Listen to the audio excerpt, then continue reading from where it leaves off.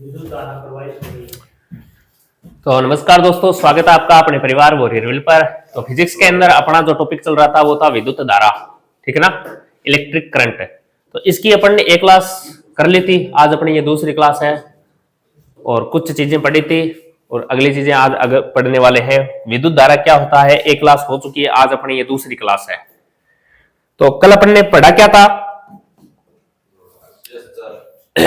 बोलो, विद्युत धारा के बारे में पढ़ा था ना? Yes sir. याद करके आए हो क्या? नहीं करके आए? पर्सन कर लिया होगा, टॉपिक बताता है। अरे टॉपिक तो पूरा तो होने दो। पता तो होगा पूरा, ये कुछ नहीं है। देखो, सर्वप्रथम आवेश की गणना थेल्स ने की थी, ये सब पढ़ लिया था अपन ने। समान आवेशों के मध्य प्रतिकर्षण होता है, विपरीत आवेशों के मध्य धारा दो प्रकार की होती है, एसी और डीसी, ये पढ़ लिया था अपन ने। तो आज कहां से पढ़े बोलो? अरे कंप्लीट नहीं हुआ था, एमीटर वोल्टमीटर पढ़ लिया था। आज अपन पढ़ने वाले हैं ओम का नियम, ये पढ़ना है अपने को, ठीक है ना। ओम का नियम क्या है? देखो, ओम का नियम जॉर्ज साइमन ओम इनका पूरा नाम है, जॉर्ज साइमन ओम। ओम नामक एक वैज्ञानिक थे, इन्होंने अपना एक नियम दिया, उस नियम का नाम ओम का नियम है। देखो इन्होंने क्या कहा, यदि किसी चालक तार के भौतिक गुण समान हो तो तारों में बहने वाली धारा आई उत्पन्न विभवांतर की क्या होती है? समानुपाती होती है। ये बोलते हैं V समानुपाती I के बारे में, V समानुपाती I के बारे में। ओम कहते हैं अगर किसी चालक तार है ना और उसके भौतिक गुण यानी लंबाई, क्षेत्रफल और ताप, ये इसके भौतिक गुण है, अगर ये समान रखे जाए ना तो उसके अंदर, तार के अंदर जो बहने वाली धारा I होती है ना, तो उसके अंदर उत्पन्न जो विभवांतर होता है ना V, उसके समानुपाती होता है हमेशा। कहने का मतलब है धारा और विभवांतर है, धारा और विभवांतर दोनों क्या होते हैं? समानुपाती होते हैं। कब? जब उसके भौतिक गुण समान होते हैं तब। तो V समानुपाती I हो गया क्या? V समानुपाती I। तो V बराबर निकालेंगे तो IR बनता है क्या? R क्या है? R एक नियतांक है, जो प्रतिरोध नियतांक है। प्रतिरोध क्या होता है? कल बताया था, प्रतिरोध किसी का विरोध करना, यानी हाँ, तार के अंदर धारा का जो विरोध करता है उसे प्रतिरोध कहते हैं। धारा के मार्ग में रुकावट बोल दो, बाधा या धारा के बहने के विरोध करने के गुण को क्या कहते हैं? प्रतिरोध कहते हैं। प्रतिरोध का मात्रक क्या होता है? वोल्ट प्रति एम्पियर, या फिर इसे क्या कहते हैं? ओम कहते हैं। वोल्ट प्रति एम्पियर, वोल्ट बटा एम्पियर बोल दो, या फिर ओम बोल दो। ये देखो I समानुपाती होता है, व्युत्क्रमानुपाती होता है 1 में R। और ये समझ में आया क्या? ये थोड़ा सा गलत लिखा हुआ है। I यानी विद्युत धारा समानुपाती होता है किसके? 1 में R के। R क्या है यहाँ पर? R है क्या है? प्रतिरोध है, यानी प्रतिरोध बढ़ेगा ना, हाँ, प्रतिरोध बढ़ेगा तो I क्या होगा? व्युत्क्रमानुपाती का मतलब होता है एक चीज बढ़ती है तो दूसरी घटती है। तो प्रतिरोध अगर बढ़ गया तो I का मान क्या हो जाएगा? घट जाएगा। और प्रतिरोध कम है तो I का मान क्या हो जाएगा? बढ़ जाएगा। और एक I समानुपाती होता है, I व्युत्क्रमानुपाती होता है L के, I व्युत्क्रमानुपाती होता है L के, और I समानुपाती होता है A के। इस प्रकार की कंडीशनें होती है। प्रतिरोध देखो, किसी तार में अगर प्रतिरोध बढ़ गया तो धारा क्या बहेगी? कम। R का मान बढ़ रहा है क्या? तो I का मान क्या हो जाएगा? कम। अगर तार के अंदर प्रतिरोध का मान बढ़ गया तो धारा क्या हो जाएगी? कम हो जाएगी। प्रतिरोध का मान कम है तो धारा अधिक हो जाएगी।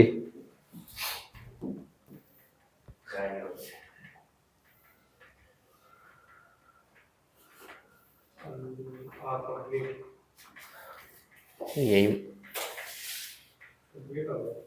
अरे रुक जा, ओम के नियम में और चीजें देखो। I व्युत्क्रमानुपाती होता है 1 में R के, I व्युत्क्रमानुपाती होता है 1 में L के, I समानुपाती होता है A के। ये इतनी चीजें याद रखना। प्रतिरोध के अंदर क्या कहता है? अगर R का मान अगर बढ़ रहा है ना तो I का मान क्या हो जाएगा? यानी प्रतिरोध बढ़ रहा है तो R का मान क्या, I का मान, धारा का मान क्या हो जाएगा? कम हो जाएगा। एक ये लंबाई है, अगर तार की लंबाई बढ़ रही है ना तो धारा का मान क्या हो जाएगा? घट जाएगा। आप देखना, जो बड़ी बड़ी मशीनें होती है ना, उनको लंबी दूरी तक नहीं रखा जाता, उनके तार की लंबाई कम होती है। आप घर पर कभी बड़ी मशीन लगवाना, जैसे और जैसे अपन ये बोलते हैं ना, ये जो फाटका काटने वाली क्या होती है वो आरा मशीन, उसको वो मीटर के पास में रखता है। कोशिश रहती है कि मीटर यानी जहां उसका मेन स्विच होता है उसके पास में रखा जाता है, लंबी दूरी नहीं रखता। क्यों? उसको भी पता है एल का मान, अगर तार की लंबाई का मान बढ़ गया ना तो धारा का मान क्या हो जाएगा, कम हो जाएगा, तो मशीन अच्छी से चलेगी नहीं, क्योंकि धारा का मान कम हो जाएगा। अपने मोबाइल के चार्जर देखते हो क्या, चार्जर की लंबाई, तार की लंबाई इतनी आती है, इतनी क्यों आती है? अरे तार की लंबाई कम होगी तो धारा अधिक बहेगी, मोबाइल जल्दी चार्ज हो जाएगा।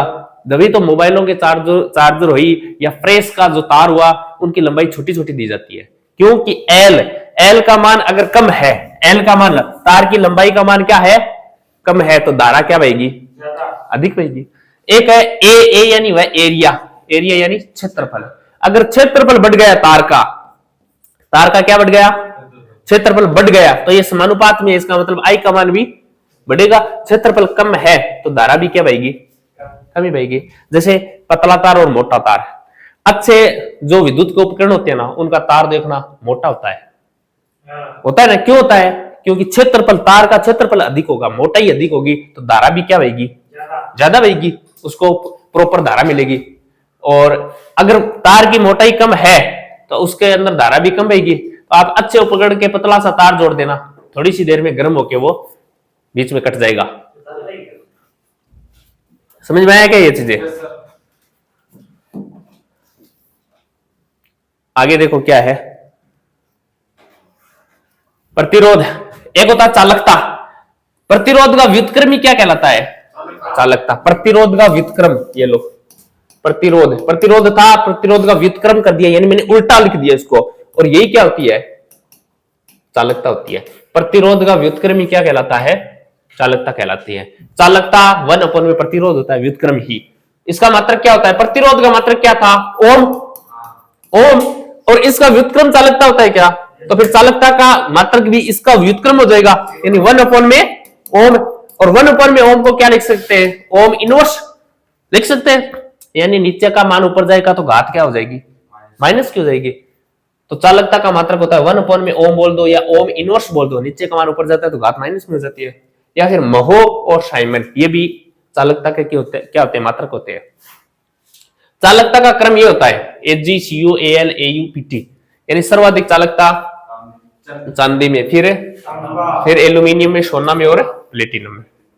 यह चालकता का क्रम होता है। सर्वाधिक चालक धातु कौन सी होती है, चांदी होती है। याद रह जाएगा क्या, पक्की बात है।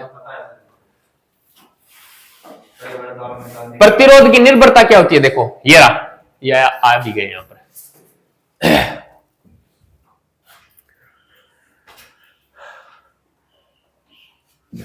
ये प्रतिरोध पर है, डिपेंड कर रहा है। देखो प्रतिरोध, मैंने धारा बताई थी ना, ये प्रतिरोध के साथ संबंध होता है इसका। देखो आर समानुपाती होता है एल, आर समानुपाती होता है एल। मैं भी धारा के बीच संबंध बता रहा था ना, ये संबंध प्रतिरोध के बीच होता है। आर समानुपाती एल का मतलब क्या हो गया, अगर तार की लंबाई अधिक है तो प्रतिरोध का भी मान क्या हो जाएगा, अधिक हो जाएगा, यानी धारा कम प्रवाहित होगी। अगर आर की लंबाई क्या है, एल की लंबाई, तार की लंबाई कम है तो प्रतिरोध भी क्या हो जाएगा, कम ही होगा। मैंने बताया था मोबाइल के चार्जर की लंबाई छोटी कम आती है, फ्रेश के तार की लंबाई कम आती है ना, क्यों आती है, लंबाई अगर कम होगी इसका मतलब उसका प्रतिरोध भी क्या होगा, कम होगा, तो धारा अच्छे से प्रवाहित हो जाएगी। तो आर समानुपाती एल। एक होता है आर व्युत्क्रमानुपाती 1 में ए यानी एरिया यानी क्षेत्रफल है। ये बोल रहा है अगर तार का क्षेत्रफल अधिक होगा तो प्रतिरोध क्या हो जाएगा, व्युत्क्रमानुपाती का मतलब एक बढ़ रहा है तो दूसरा घटेगा। तार का क्षेत्रफल यानी तार अधिक मोटा है तो उसका प्रतिरोध क्या हो जाएगा, कम ही हो जाएगा, और क्षेत्रफल कम है तो प्रतिरोध क्या होगा, अधिक होगा। तो मोबाइलों के चार्जर आजकल देखना आप, उनके तारों की मोटाई है वो अच्छी आ रही है। क्यों आ रही है, ये बोल रहा है अगर तार की मोटाई अच्छी होगी तो प्रतिरोध क्या हो जाएगा, कम हो जाएगा। अरे ज्यादा नहीं, कम हो जाएगा। परिपथों के संयोजन का क्रम देखें तो एक तो होता है श्रेणी क्रम, एक कौन सा होता है, समांतर क्रम। श्रेणी क्रम इस प्रकार देखो, एक श्रेणी में जुड़ता है, कहीं एक जगह स्विच खराब हो गया तो आगे के सभी परिपथ क्या हो जाएंगे, प्रभावित हो जाएंगे इससे। तो चित्र श्रेणी क्रम में जुड़े प्रतिरोध R1 R2 R3 R4 ये प्रतिरोध जोड़े गए हैं। धारा का मान क्या रहता है इसमें, समान रहता है। विभवांतर का मान है एस मान रहेगा, इसमें धारा का तो मान समान रहता है लेकिन विभवांतर का मान एस मान रहता है। एक परिपथ खराब होते ही आगे के परिपथ क्या हो जाएंगे, ये श्रेणी क्रम का मामला होता है। लेकिन इसके उदाहरण पूछे जाते हैं, श्रेणी क्रम के उदाहरण पूछे जाते हैं। देखो श्रेणी क्रम, लड़ियों के बल्ब यानी अपन ब्याह शादी में डेकोरेशन लगाते हैं ना वो, या फिर लड़ियों के बल्ब। होटल पर आप देखते होंगे एक सिरे से दूसरे सिरे की ओर एक तार पर इस प्रकार लट्टू लटका दिए जाते हैं, इन लड़ियों के बल्ब है। शादियों में डेकोरेशन लाइट, फ्यूज तार, रोड लाइट और एमीटर, ये सब किसके उदाहरण होते हैं, ये सब श्रेणी क्रम में जोड़े जाते हैं। ठीक है। इसी प्रकार दूसरा क्रम क्या होता है, समांतर क्रम। अरे समांतर क्रम ही तो होता है। देखो समांतर क्रम में क्या होता है, समांतर क्रम में जुड़े प्रतिरोध R1 R2 R3 R4, ये देखो इस प्रकार जोड़ा जाता है समांतर क्रम में। इसके अंदर धारा का मान क्या रहता है, असमान। इसमें अलग धारा, इसमें अलग धारा, इसमें अलग धारा, इसमें अलग धारा, जबकि विभवांतर क्या रहता है, समान रहता है सब। सभी परिपथों के लिए अलग अलग क्या होता है, स्विच होता है। उदाहरण है सभी घरेलू परिपथ और वोल्टमीटर हमेशा किस में संयोजित होते हैं, समांतर क्रम में संयोजित होते हैं। विद्युत की खपत की बात करें ना, विद्युत की खपत देखो किलोवाट घंटे में होती है विद्युत की खपत, किलोवाट घंटे kWh में विद्युत की खपत होती है। ऊर्जा की इकाई की बात करें तो क्या होती है, kWhr घंटा। देखो एक kWhr 1 किलोवाट घंटे का मान क्या होता है, 1 किलोवाट घंटे का मान होता है 3.6 इंटू 10 की पावर 6 जूल। कहने का मतलब अपन घर के अंदर इतनी बिजली खपत करते हैं ना, 3.6 इंटू 10 की पावर 6 जूल, इतनी बिजली खपत करते ही मीटर के अंदर 1 यूनिट आ जाती है। अरे मीटर के अंदर यूनिट आती है ना, 1 यूनिट का मान ये होता है, 1 यूनिट का मान होता है 3.6 इंटू 10 की पावर 6 जूल। इतनी बिजली खपत करते ही 1 यूनिट आ जाती है मीटर के अंदर। और यूनिट का अपने जो पैसा होता है यूनिट का भी लगता है, हाँ वो हर राज्य का अलग अलग होता है टैक्स के आधार पर। यूनिट का 8 रुपए 6 रुपए, गांव का अलग होता है, शहर का अलग होता है, इस प्रकार का। और हाँ वो विद्युत खर्च पर होता है, विद्युत खर्च पर होता है, ये सिस्टम सब अलग अलग होता है। लेकिन यूनिट बढ़ती कैसे है, तो 1 यूनिट का मान है, विद्युत खपत है उसका जो मात्रक होता है किलोवाट घंटा होता है। 1 किलोवाट घंटा बराबर 3.6 इंटू 10 की पावर 6 जूल होती है। इतनी बिजली खपत करते ही 1 यूनिट बन जाती है, ठीक है ना। और उसी का पैसा लगता है अपना। विद्युत खपत 1 यूनिट कुल शक्ति गुणा कुल समय के बराबर होता है, कुल शक्ति गुणा कुल समय बट्टा 1000। एक तो इसका ये फॉर्मूला बनता है यूनिट निकालने का, एक फॉर्मूला इसका ये बनता है VIT अपॉन में 1000, एक ये फॉर्मूला बनता है। दोनों से इसके एग्जांपल आते हैं किस प्रकार, देखो 2000 वाट के एक हीटर को प्रतिदिन आधे घंटे काम में लेने पर वे ऊर्जा बताइए, कितनी ऊर्जा वे होगी।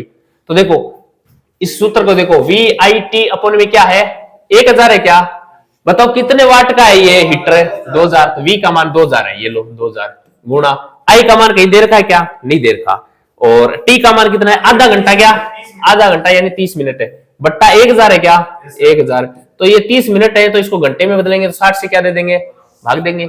ये बोलो 3 0 से, ये 1 से, ये 2 बार 30 से, ये 60 2 बार 2 से, ये 2 कितना आया 1, यानी कितने यूनिट बिजली खपत होगी 1 यूनिट बिजली खपत हो जाएगी। इस प्रकार का एग्जांपल आता है, तो ये फॉर्मूला याद रखना VIT बटा 1000। इस प्रकार के क्वेश्चन बनता है। क्वेश्चन आता है 10 बल्ब है, 100 वाट के 10 बल्ब 10 घंटे जलते हैं तो कितनी बिजली खर्च होगी, ये सूत्र लगता है, बस कुछ नहीं है। और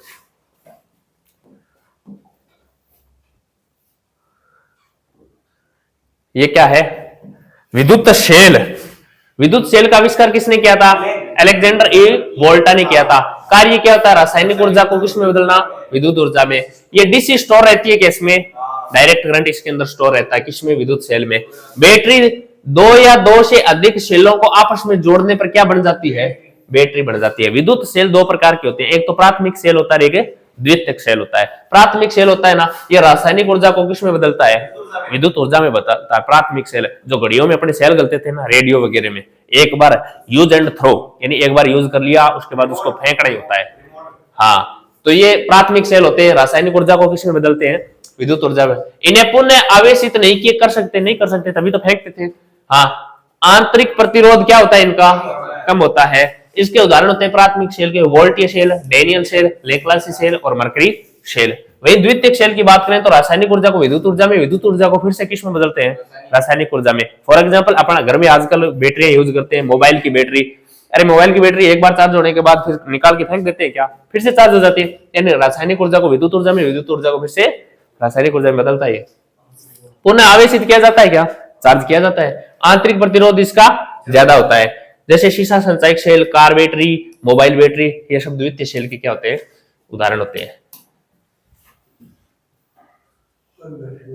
फ्यूज तार, ये देखो फ्यूज तार क्या होता है, इसका निर्माण सीटी, याद रखना फ्यूज तार का निर्माण किससे होता है, सीटी से होता है। किससे होता है, सीटी से। सी से क्या याद रखोगे, शीशा, टी से क्या याद रखोगे, टिन। शीशे को लेड भी कहा जाता है, जिसका ये साइन होता है पीबी, और टिन का होता है एसएन। इन दोनों के मिश्रण से क्या बनता है, फ्यूज तार बनता है। उच्च प्रतिरोध होता है इसका और निम्न गलनांक होता है। उच्च प्रतिरोध और निम्न गलनांक है, निम्न गलनांक होता है, उच्च प्रतिरोध होता है। परिपथ में कहां जुड़ता है, ये श्रेणी क्रम में जुड़ता है। यानी फ्यूज उड़ गया तो आगे के सभी उपकरण क्या हो जाएंगे, ऑफ हो जाएंगे, क्योंकि ये श्रेणी क्रम में ऐड होता है। इसका कार्य क्या होता है, शॉर्ट सर्किट से बचाना। कार्य क्या होता है इसका, शॉर्ट सर्किट से बचाना। अरे फ्यूज तार का क्यों यूज करते हैं अपन, शॉर्ट सर्किट से बचने के लिए तो करते हैं। हाँ, तेज तेज सर एक बार आ जाएगा खुले बंद करना। अरे जाने दो, मत करो। देखो फ्यूज तार का गलनांक निम्न होता है क्या, गलनांक निम्न तो होता है, यानी अधिक धारा आते ही ये गल जाता है, क्योंकि गलनांक इसका बहुत कम होता है, इसलिए अधिक धारा आते ही ये गल जाता है और ये क्या हो जाता है, हट जाता है, फ्यूज उड़ जाता है और उड़ते ही शॉर्ट सर्किट से अपने को क्या करता है, बचाता है। श्रेणी क्रम में ऐड होता है। श्रेणी क्रम में ऐड इसलिए किया जाता है क्योंकि फ्यूज उड़ते ही आगे के सभी उपकरण क्या हो जाए, बंद हो जाए, आगे आगे जो उपकरण है वो प्रभावित न हो। फ्यूज तार शॉर्टकट याद रखना, सीटी से बनता है, शीशा प्लस है टिन से बनता है, ये इंपॉर्टेंट है, पूछा जाता है। हाँ, शीशा पीबी, इसे लेड भी कहा जाता है, और टिन एसएन, ठीक है ना, याद रह जाएगा क्या, अरे याद रह जाएगा क्या। तो ये अपना क्या, ये अपना विद्युत टॉपिक था, ये कंप्लीट हो चुका है। अब अपना एक टॉपिक है चुंबक, वो करवा दूंगा मैं, इसके बाद इसके क्वेश्चन करवाऊंगा इंपॉर्टेंट, अपनी फिजिक्स हो जाएगी कंप्लीट, इसके बाद मैं केमिस्ट्री चालू करांगा, ठीक है ना। तो आज के लिए इतना ही, ये अपनी दूसरी क्लास है, एक क्लास कल हो चुकी थी, अरे हो चुकी थी क्या, बोलो। तो दोनों क्लासों को मैं कोशिश करूंगा आज अपलोड कर दूंगा, दोनों क्लासें देख लेना, बहुत ही अच्छा। और ये पीडीएफ है ना, ये पीडीएफ आपको टेलीग्राम पर मिल जाएगी, वहां से नोट्स बनाने हैं, नोट्स बना के एक बार फिर से रिवीजन करना है। आज के लिए इतना ही, जय हिंद जय भारत।